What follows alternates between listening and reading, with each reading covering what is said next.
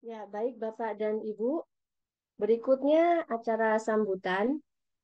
Sambutan yang pertama akan disampaikan oleh Mas Sulastamara Harja selaku Ketua Bidang Pengabdian kepada Masyarakat dan Pelestarian Lingkungan Hidup Pengurus Pusat Kagama. Kepada Mas Komol, disilakan Mas. Assalamualaikum warahmatullahi wabarakatuh. Selamat siang, salam sejahtera bagi kita semua. Yang terhormat Bapak Dr. Nandang Prihadi, SUT MSc, selaku Direktorat Pemanfaatan Jasa Lingkungan, Direktorat Jenderal KSDAE, selaku keynote speaker pada webinar kita pada siang ini. Bapak Satoto Nur Adi Rahmanto, SUT MT, Kepala Balai Besar Taman Nasional Betung Kerihun dan Danau Sentarum, Kalimantan Barat, selaku narasumber. Bapak Rudianto Cahyo Nugroho, SUT MSc, Kepala Balai Besar Taman Nasional Bromo Tengger Semeru, selaku narasumber, dan Bapak Dr. Gebiar Andiono, SSI, MSI, Kepala Balai Taman Nasional Bukit 30, selaku narasumber, serta Bapak Dr. Insinyur Hatma Suryatmojo, SUT MSI IPU, selaku Direktur Kajian dan Inovasi Akademik UGM, dan para hadirin yang berbahagia. Pertama-tama, marilah kita panjatkan puji syukur kehadirat Allah Subhanahu wa Ta'ala karena atas rahmat dan karunia-Nya kita dapat berkumpul pada hari ini dalam rangka kegiatan webinar dengan tema Menjelajah Taman Nasional Indonesia edisi yang pertama yang merupakan kerjasama antara PPK Agama dan DKIA UGM. Kita akan membahas peran strategis Taman Nasional dalam melestarikan keanekaragaman hayati dan mendorong pembangunan berkelanjutan. Sebelum memulai sambutan ini, izinkan saya mengawali dengan sebuah pantun pembuka. Berjalan-jalan ke Taman Nasional, melihat flora fauna yang indah menawan. Mari kita jaga alam yang natural, agar lestari untuk generasi masa depan.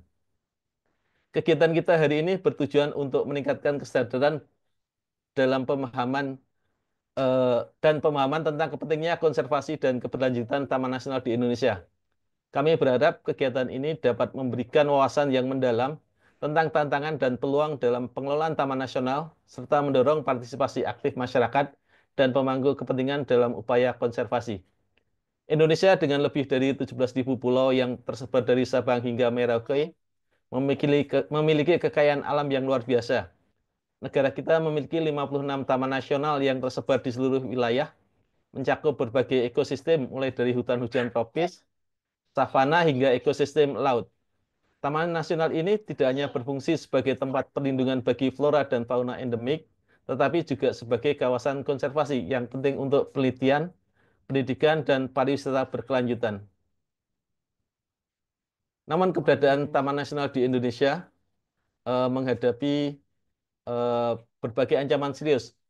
Beberapa ancaman utama meliputi perburuan liar, perubahan iklim, deforestasi, dan pariwisata yang tidak berkelanjutan. Sebagai contoh, baru-baru ini terjadi penangkapan pelaku pembalakan liar di Taman Nasional Bukit 30. Berdasarkan data terbaru pada tahun 2024, Indonesia kehilangan sekitar 260.000 hektar hutan alam akibat deforestasi. Dari jumlah tersebut, sekitar 7.700 hektar hilang di 198 kawasan konservasi, termasuk Taman Nasional. Taman Nasional Kering Seblat menjadi kawasan konservasi yang paling terdampak dengan kehilangan hampir 1.300 hektar hutan alam. Taman Nasional Lawrence di Papua juga mengalami kehilangan signifikan, sekitar 900 hektar. Selain itu, jumlah kunjungan ke kawasan konservasi pada tahun 2023 mencapai lebih dari 6 juta orang. Terdiri dari 5.500 wisatawan domestik dan sekitar 500.000 wisatawan mancanegara. Taman Nasional Bromo Tengger Semeru menjadi salah satu taman nasional dengan jumlah kunjungan tertinggi mencapai lebih dari 1 juta pengunjung. Tantangan konservasi saat ini beragam dan kompleks. Berikut adalah beberapa tantangan utama dalam usaha konservasi. Yang pertama adalah pendanaan, juga perburuan liar dan perdagangan satwa, deforestasi dan perambahan lahan, perubahan iklim, kebakaran hutan, konflik manusia dan satwa liar, pencemaran lingkungan, dan kurangnya penegakan hukum. Mengatasi tantangan-tantangan ini memerlukan kerjasama antara pemerintah dan lembaga non-pemerintah, komunitas lokal, dan masyarakat luas. Upaya konservasi yang efektif harus mencakup pendekatan holistik yang melibatkan pendidikan, penegakan hukum, dan pengelolaan sumber daya alam yang berkelanjutan. Untuk mengatasi berbagai ancaman tersebut, berbagai upaya konservasi telah dilakukan antara lain pengelolaan zonasi.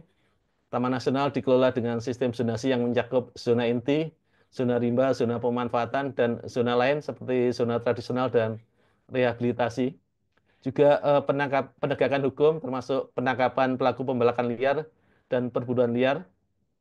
Restorasi ekosistem. Upaya restorasi ekosistem dilakukan melalui penanaman kembali hutan yang rusak dan rehabilitasi lahan kritis, pendidikan dan kesadaran masyarakat, program edukasi dan kampanye kesadaran lingkungan dilakukan untuk meningkatkan partisipasi masyarakat dalam konservasi. Yang terakhir adalah pengembangan pariwisata berkelanjutan. Pengelolaan pariwisata yang berkelanjutan diterapkan untuk meminimalkan dampak negatif terhadap lingkungan dan mendukung ekonomi lokal. UGM dan keluarga alumni Gajah Mada memainkan peranan penting dalam konservasi dan keberlanjutan Taman Nasional di Indonesia. UGM melalui Fakultas Kehutanan dan berbagai penelitiannya aktif dalam mengembangkan strategi pengelolaan taman nasional yang berkelanjutan. Kagama juga berperan aktif dalam mendukung upaya konservasi melalui berbagai kegiatan eh, seperti ini, edukasi publik dan diskusi.